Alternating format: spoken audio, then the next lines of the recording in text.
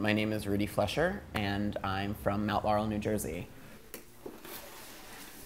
Ooh, sparkles are already flying, girl. I think the kind of story of my queer experience was going from very involved in my church and dealing with a minister who was fired actually for being a lesbian, to being the first out rugby player at my school, and then somehow transforming from a hard-hitting, beer-drinking athlete into like glamazon drag performer in Philadelphia. So it's been a crazy ride. So something actually probably most people don't know is that Rudy is not my given name. It is a name that I got playing rugby, based on the movie Rudy, where he was kind of like small and scrappy, but like hung in there. Nicknaming is a huge thing in rugby, and I got the name Rudy because I broke my nose in one of my first games, and all I really knew was that they were cheering for me because I was bleeding, and that they were excited, and that if I could stop the bleeding in 15 minutes, I could get back in the game. That's like one of the rules in rugby. So I refused to go to the hospital. I insisted that we cut a tampon in half, shoved it up my nose, threw me right back in the game, and I had never seen the movie Rudy. So when my teammate Scooter nicknamed me, I was, at that point I was pretty toasted. It was the after party. I drank more than usual because my face was throbbing from taking a hard skull to my nose, and he just points out and was like, "Dude." But he gets everyone's attention first, and so kind of all eyes on me, and he's like, "Dude, he's Rudy because he's scrappy."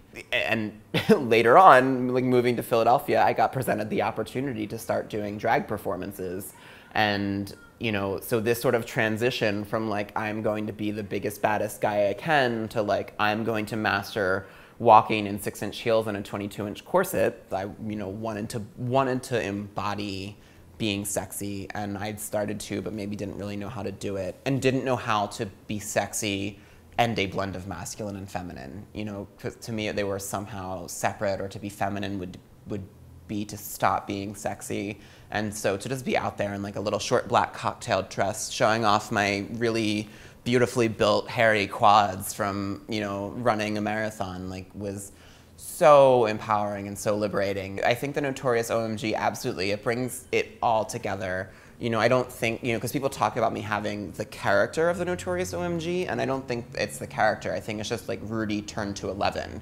But I think it really is the combination of, rugby and running and learning to be comfortable in my body.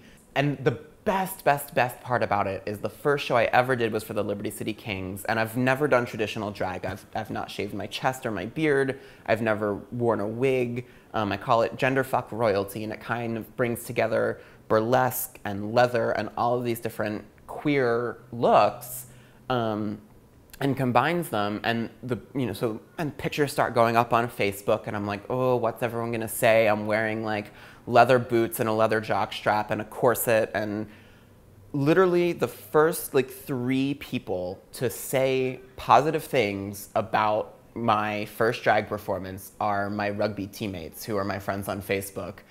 And so this appreciation of, we're probably all a little sadistic and a little masochistic, because you have to play rugby. It's 80 minutes of one of the roughest sports in the world with no pads. You're wearing shorts and a jersey and a mouth guard, and that's it. But I think they saw this other kind of this physical extreme of this tiny corset and the heels, and so they were just I don't know, they were proud of me, and they were just that's so awesome that you're expressing yourself, and I don't know how you wear that corset, that's so badass. And so to have this outpouring of love and support from all of these straight rugby hooligans was just the most affirming and unbelievable experience that I think a drag performer who is also, athlete can have.